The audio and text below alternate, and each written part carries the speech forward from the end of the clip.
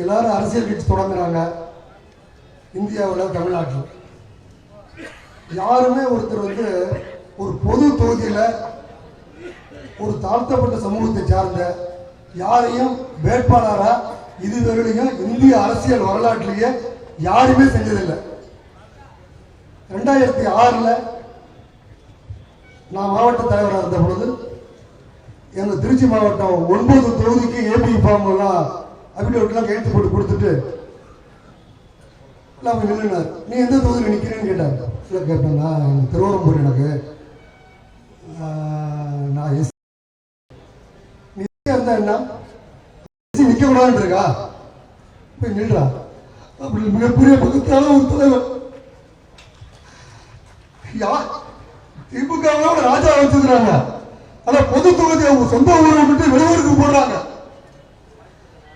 காங்கிரஸ்ல இருக்காங்க, அவங்க சொந்த ஊருக்கு விட்டுட்டு வெவ்வேறு எங்க ரிசர்வேஷன் தொகுதி இருக்கு அங்கதான் போடுவாங்க. ஆனா தலைவர் எவ்வளவு பெரிய முற்போக்கு சிந்தனை வைக்கிறீங்களா? நிக்க கூடாதுன்னு சட்டம் இல்ல, போய் நில்லுன்னு சொன்னாரு.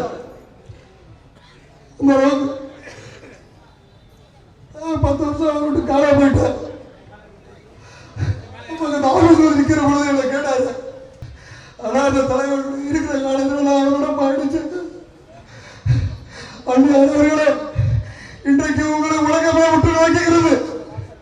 தமிழ்நாட்டில் வர எலெக்ஷன்ல தேமுதிக அன்புவாய் யாருடன் கூட்டணி வைப்பார்கள் கண்களை கட்டி கொண்டு பார்த்துக் கொண்டு இருக்கிறார்கள். நீங்கள் ஏமாந்து விட வேண்டும். லட்சக்கணக்கான மக்கள் கேட்பேன், நல்லவர்கள் சொல்றாங்க.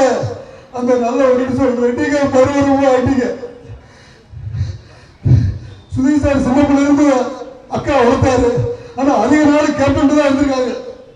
கேப்டனுடைய மறு சாயலாவே ஆயிட்டாங்க அன்னியார். தலைவர் மறைவுக்கு அப்புறம் அன்னியார் ரொம்ப தெய்வமா தான் எல்லாரும் பாக்குறாங்க. யாரும் அன்னைன்னு சொல்ல முடியும், அன்னையார் அளவுக்கு ஆயிட்டாங்க.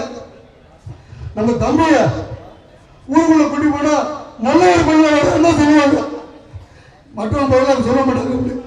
ஆகவே இந்த அரசியல் சூழ்ச்சியாளர் காலகட்டத்தில் ஏமாறாமல் நம்பி இருக்கிற லட்சக்கணக்கான தொண்டர்களுடைய கனவை, நம்மளுடைய தலைவருடைய எண்ணங்களையும் அவருடைய ஆசைகளையும் நிறைவேற்ற வேண்டும் என்று கேட்டு இந்த நினைவஞ்சலிலே நிறைவு செய்கிறேன். நன்றி, வணக்கம். செய்திகளை உடனுக்குடனும் துல்லியமாகவும் தெரிந்து கொள்ள சப்ஸ்கிரைப் பண்ணுங்க.